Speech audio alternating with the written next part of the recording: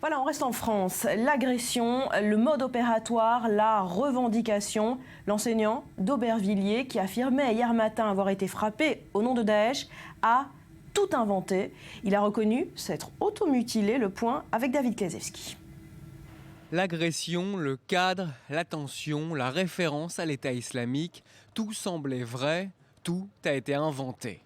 Hier matin, un instituteur de 45 ans a été hospitalisé pour des blessures, notamment dans le cou.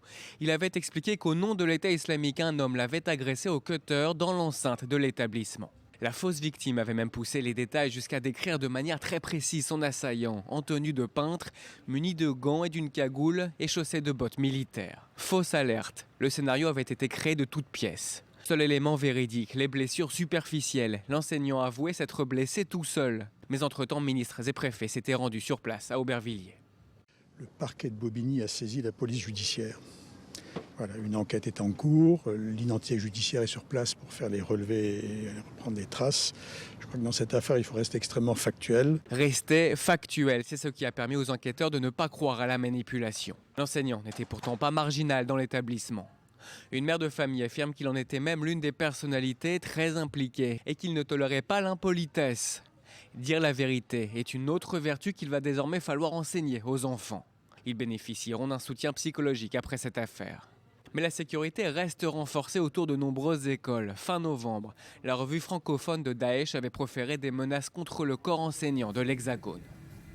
Alors justement, cette affaire, Rudy, relève désormais du fait divers, mais elle met en avant un élément important, on l'a dit, c'est la crainte du corps enseignant face à des attaques possibles. Oui, alors là, même si on est plus dans un problème psychiatrique, d'une personne qui veut attirer l'attention avec un thème fort, eh bien cette affaire va sûrement permettre une vraie réflexion autour de la sécurité des enseignants et de leurs élèves. Alors les enseignants, David Kazewski l'a dit, ils ont de bonnes raisons d'être inquiets. Dans son numéro de novembre, le magazine de propagande francophone de Daesh invitait directement les djihadistes à frapper ceux qui enseignent la laïcité. L'incitation aux attaques terroristes ne peut être plus claire.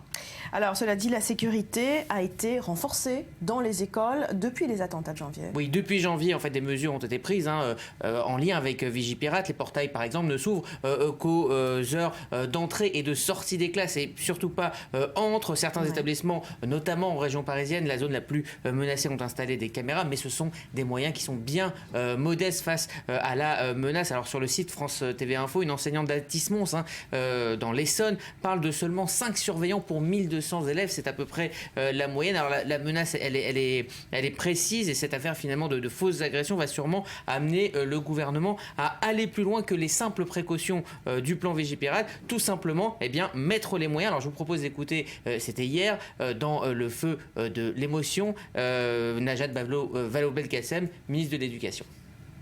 Nous allons continuer avec le ministre de l'Intérieur à renforcer ces mesures de sécurité dans un contexte où, oui, l'école se sent menacée, les enseignants nous l'ont dit et nous devons être là, y compris d'ailleurs pour les former aux premiers secours. Avec le ministre de l'Intérieur, nous avons un plan que nous allons rendre public dans quelques jours sur ce point.